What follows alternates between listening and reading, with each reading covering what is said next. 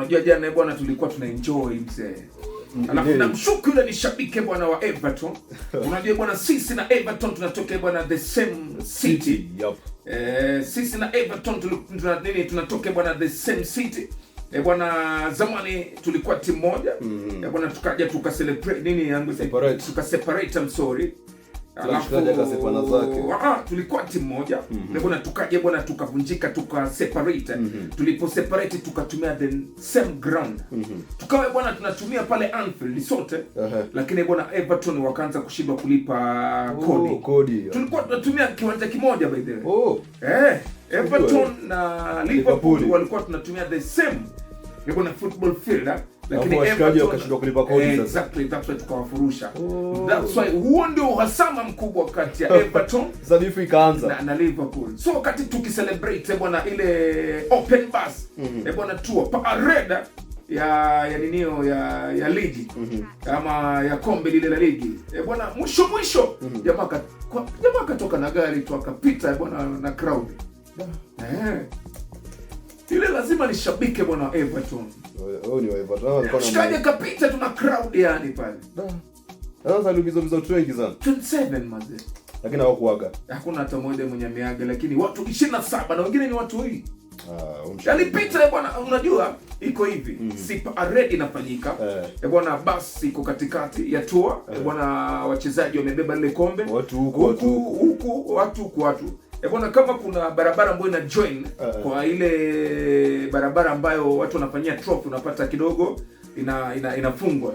So alisubiri mpaka bwana ile basi ya wachezaji ama zile gari zote za msafara zimeshapita. Unajua huwa pale kuna polisi kabisa. Akaingiza sasa pale katikati ya watu mzee.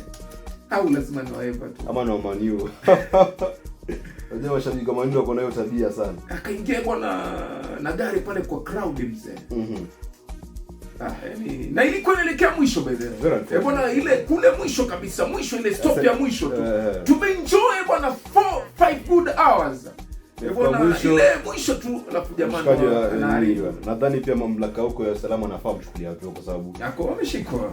Unakanyagaja washikaji tu rahisi. Hivi unajua bwana next season bwana passports bwana zote za mashabiki wa Manchester United. Bwana wachezaji wa Manchester United. Bwana pamoja na staff, coach. Bwana hazitasafiri nje ya Uingereza. Labda huu usafiri na biashara zako si kimpira.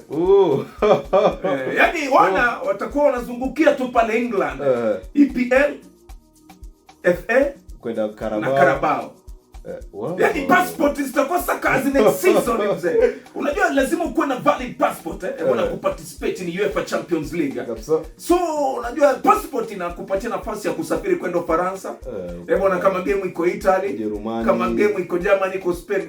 So inamaanisha next season bwana passport za wachezaji wote wa Manchester United, mashabiki pamoja na staffs na coaches ukitumia labda personal issues, lakini kama ni mambo na soka hauruhusiwi. Sasa wewe unakwenda hapa Everton, unakwenda hapa QPR uko chini bwana passport ya nini? Basi tunataka ndege unatoke bwana Kilifi bwana pale stage unaenda ninio Bamba passport ya nini?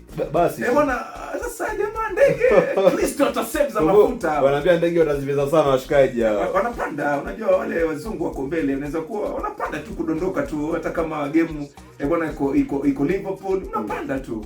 Lakini sasa zile za masaa kidogo hamna. Watastamani sana.